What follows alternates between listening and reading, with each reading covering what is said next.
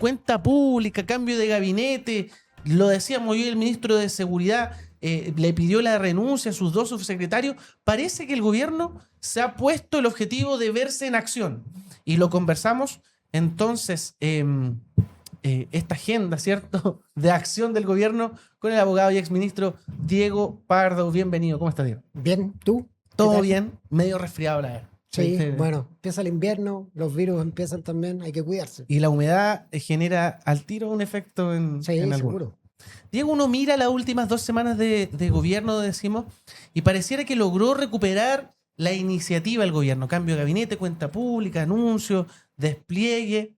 Sin embargo, las encuestas muestran que Kast está en uno de sus peores momentos. ¿Cómo se explica esta aparente contradicción? Bueno, nosotros toda la semana hemos estado haciendo el seguimiento, especialmente de CADEM, también de otra encuesta, tanto de la aprobación presidencial como de la noticia de la semana.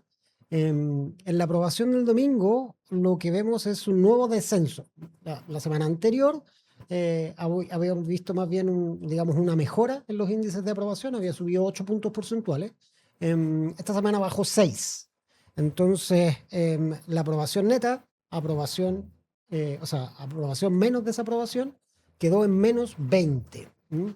Menos 20 es un nivel de desaprobación bastante significativo. En Chile nos hemos acostumbrado igual a tener índices de desaprobación relativamente altos, especialmente después de, digamos, el segundo ciclo del gobierno de Bachelet. Todo el gobierno, gran parte del gobierno de Sebastián Piñera, una parte importante del gobierno anterior, y la verdad que ha estado en terreno de aprobación negativa casi desde la segunda semana que empezó, desde el aumento de los precios de los combustibles.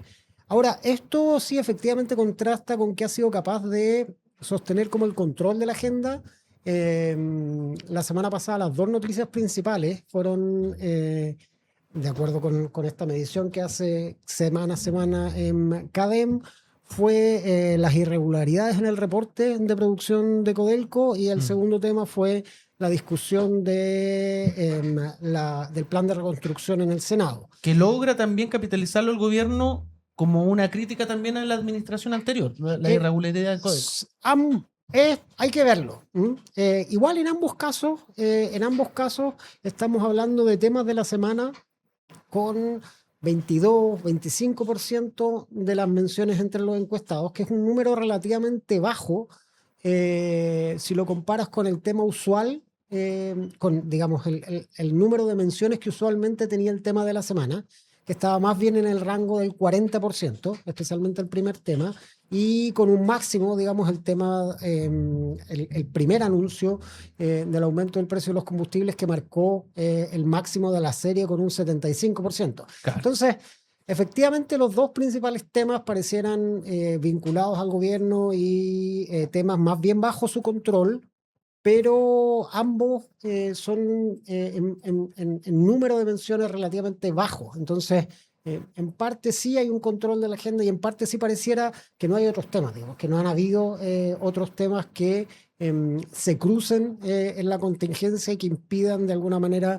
el despliegue ordenado de lo que quiere comunicar el gobierno. Podríamos decir entonces de que no hay tal dominación de la conversación pública, quizá ahora con la cuenta pública más, que fue un evento político un poquito más contundente. Hay que verlo.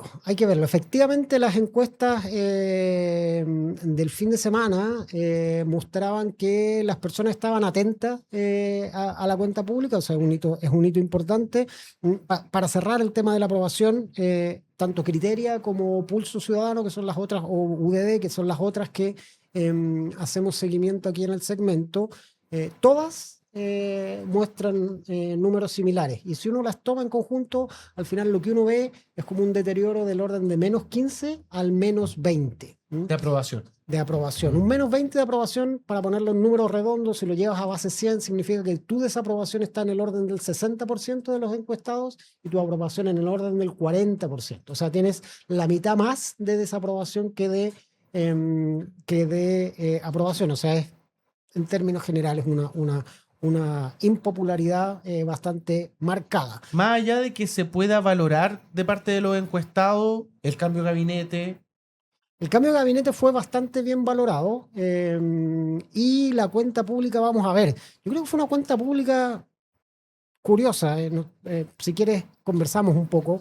Em, la gran parte de los encuestados en Cadem venía este tema digamos, con bastante detalle. Esperaba anuncios claros en materia del costo de la vida, que es, digamos, el tema principal. Y también mayor claridad respecto de la agenda de seguridad. La previa de la cuenta pública había estado marcada, bueno, inicialmente en el caso de la ex ministra de Seguridad, em, con la ausencia de un plan nacional de seguridad. Después el ministro entrante de Seguridad decidió comunicar que el plan nacional de seguridad del gobierno anterior iba a mantenerse y que simplemente iban a hacer anuncios. Entonces, había una necesidad de ordenar discursivamente, digamos, ese tema, de cerrarlo para que dejara de ser un flanco, y también una expectativa de anuncios económicos.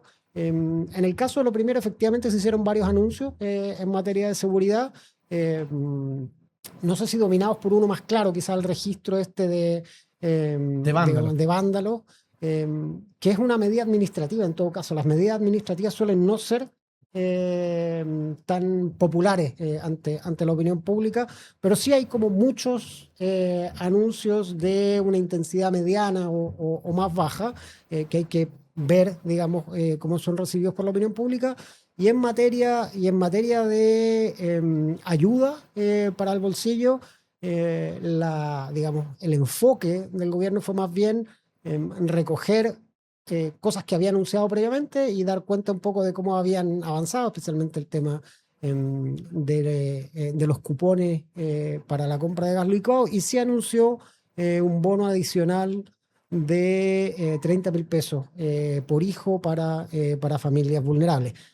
Mi impresión es que la expectativa ciudadana, mirando sobre todo los focus group de algunas encuestas, era más alta, digamos, de que iba a haber anuncios más comprometidos con este sentimiento de angustia relativa que tienen muchas familias respecto del estado de sus finanzas. Principalmente, claro, respecto a lo económico. Estamos hablando de que las encuestas dejan ver que son las noticias más vistas, que es lo que marca la noticia de aumento del precio de la benzina. Alcanzó un récord de menciones. Em, este tipo son el tipo de medidas el principal problema que hoy día identifican las familias. Lo que ha pasado en términos de los problemas de la ciudadanía es que el ciclo anterior estuvo muy marcado por la seguridad. Era claramente, con distancia, el tema más importante. La seguridad se muestra en las respuestas de las personas con distintas palabras, que puede ser seguridad pública, puede ser narcotráfico, puede ser delincuencia, hay distintas palabras. Entonces, cuando uno las agrupa, todas esas menciones en las distintas encuestas, siempre era por lejos la categoría más visibilizada por la opinión pública. Y lo que ha ocurrido es que, sin que esa categoría disminuya sustancialmente, ha disminuido, pero un poco solamente. La economía ha tomado una posición igual de importante.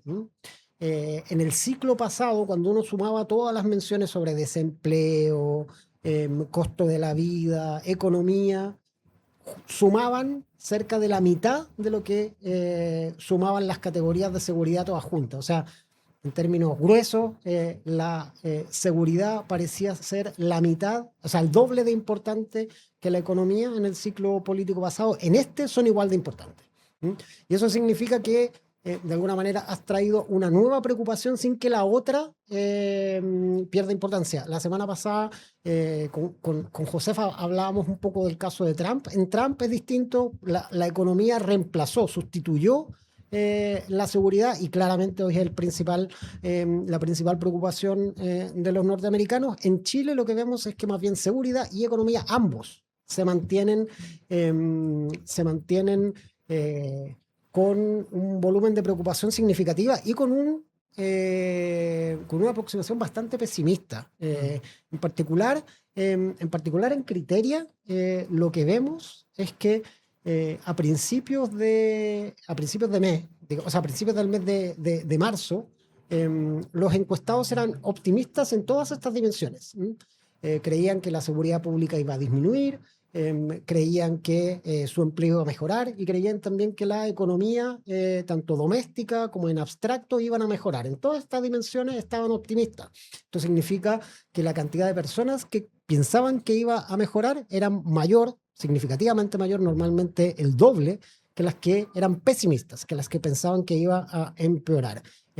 Esto ya a finales de abril se revierte. Y lo que vemos hoy día es que en general los pesimistas son mayoría en todas estas dimensiones. Las personas que piensan que la delincuencia está empeorando o va a empeorar, que la posibilidad de encontrar empleo ha empeorado, las personas que piensan que la economía ha empeorado, son más que las que se mantienen optimistas. Quiero hacerte una pregunta, Diego, y tiene que ver más de, a lo mejor, como tratar de ver subterráneamente lo que dicen las encuestas. La ciudadanía hoy día espera más, ya sabemos que lo económico está siendo muy importante. La ciudadanía espera más un bono que le permita comprar, acceder en el privado, o aceptaría de la misma buena manera que el Estado venga y le entregue el recurso.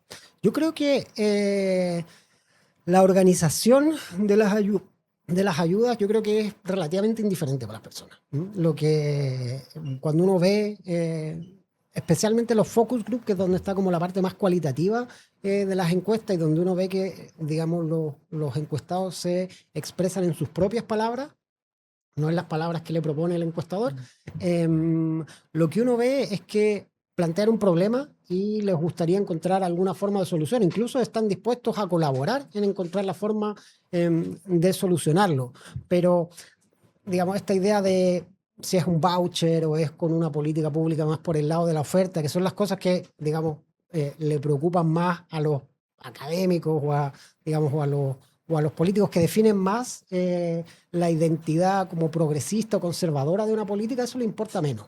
Lo que le importa es más bien que se solucione el problema y la frustración que uno percibe en el día de hoy tiene más que ver, yo creo, precisamente con eso, con que sienten que el problema no se está resolviendo y que sienten que más bien se pierde mucho tiempo en discusión en el Congreso, en, digamos, sacar o no un reglamento, pero que a la hora de solucionar el problema las políticas no terminan de desplegarse. Hay uno de los datos llamativos de la encuesta estas semanas y tiene que ver con la diferencia generacional.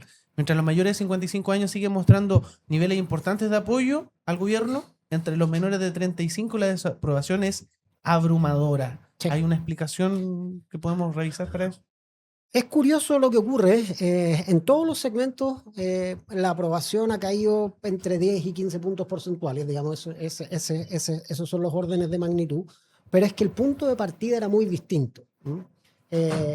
Entonces, en todos ha caído más o menos la misma cantidad de puntos porcentuales, pero lo que uno observa en mayores de 55 años es que está de alguna manera empatado entre quienes aprueban y quienes desaprueban. O sea, por cada persona que aprueba hay más o menos una persona que desaprueba mayor de 55 años. Entre los jóvenes significa menor de 34 para las encuestas de este tipo. No sé si los auditores compartirán esa digamos, descripción de joven, pero es entre 18 y 34. Activa Research ahí dice hasta los 30 nomás, de hecho. Bueno, sí, depende. Esto es en cadena. Hay otras donde cortan en 30 y otras que cortan en 35. Lo que uno ve ahí es que por cada joven que aprueba, hay 3 que desaprueban. O sea, es 25-75 la proporción. Y eso es, de alguna manera, claro, una señal de preocupación, obviamente, porque la llave de los triunfos en segunda vuelta típicamente son los jóvenes. Movilizar jóvenes es lo que te da el espacio para... digamos, para en todas las últimas segundas vueltas de Chile, el voto de los más jóvenes y el voto de las mujeres más jóvenes ha sido típicamente el decisivo. El perder esa base de apoyo es obviamente una señal de preocupación. En el otro sector, en el sector, digamos, más mayor en términos etarios de los encuestados, es probablemente el sector más fiel digamos, a la coalición de gobierno, Por lo tanto, es en este otro sector, en el sector de los jóvenes que tienden a ser menos expresivos respecto de con qué tipo de políticas se alinean, más independientes, si lo quieres poner así. Entonces hay una correlación entre la erosión digamos, del espacio de apoyo independiente y la erosión de los jóvenes apuntan de alguna manera en la misma dirección. Ahora, de nuevo, el jueves vamos a tener algunas mediciones, KBM está saliendo los jueves y luego el domingo vamos a tener más para saber bien cómo fue la percepción de la cuenta pública, pero al menos si uno mira cualitativamente el nivel de titulares y cómo se articularon las editoriales de las radios hoy día en la mañana, yo diría que el discurso no fue particularmente influyente. La vara, por ejemplo, que había marcado la primera cuenta pública del presidente Gabriel Boric, que generó un aumento de 8 puntos porcentuales en la primera, 10 puntos porcentuales en la segunda. Me sorprendería si algo de esa naturaleza pasa, porque lo que generaron esas cuentas públicas fue, de alguna manera, muchas reproducciones en redes sociales, muchos titulares, mucho seguimiento en las horas y días que siguieron. Hoy día ya estamos hablando prácticamente de otro tema, estamos hablando, digamos, de nuevo de temas sectoriales, de nuevo de que la salida del subsecretario. La salida del subsecretario en la cartera de seguridad, la presentación del plan de seguridad en el Congreso. De hecho, hay una noticia económica que no se puso en la cuenta, que es esta solicitud de endeudamiento. La solicitud de endeudamiento. Todas esas son los temas de hoy, si te fijas. No son los temas, no hay un... no tuvo una estela comunicacional el discurso de cuenta pública como sí lo tuvieron los dos primeros del presidente Boric. Así que vamos a ver cuál es el efecto que tiene, pero yo intuyo que no va a ser un efecto muy grande. Vamos cerrando la conversación, Diego, con una pregunta más política. ¿Logra capitalizar la oposición esta baja en la aprobación, esta juventud desencantada con el gobierno?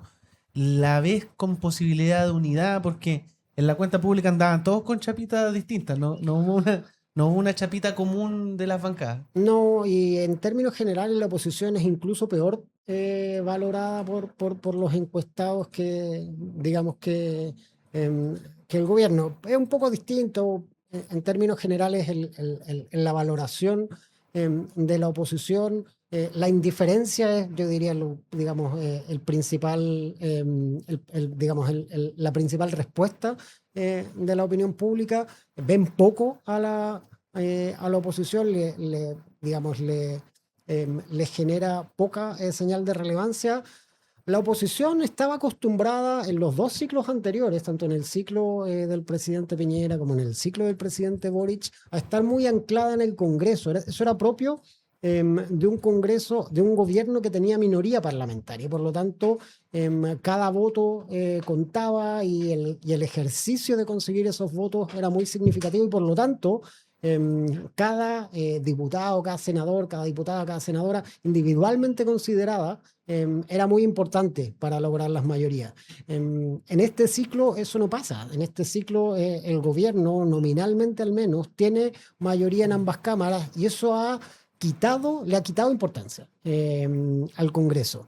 Y la oposición no ha sabido reinventarse fuera del Congreso. Tiene que existir otra forma de vocerías, otra forma de plantear ideas, de hacer críticas que no sea necesariamente la práctica legislativa, porque efectivamente digamos, no es una situación donde los proyectos de ley se vayan a negociar uno a uno.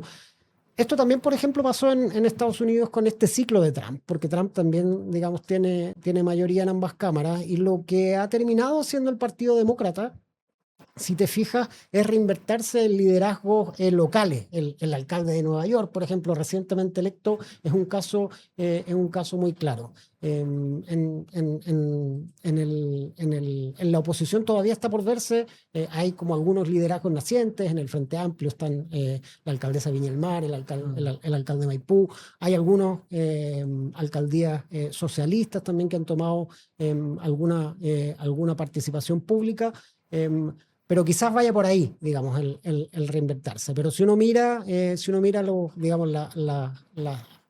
los registros de los estudios de opinión pública, la valoración respecto de la oposición, e incluso peor que respecto al gobierno. Excelente. Vamos a seguir viendo entonces todas las semanas con Diego Pardo lo que nos dejan las encuestas. Vamos a tratar de analizarlas también con ojo más allá de simplemente los titulares que nos dejan los medios. Sí, yo creo que la próxima semana también vamos a tener resultados de elecciones seguramente en Perú.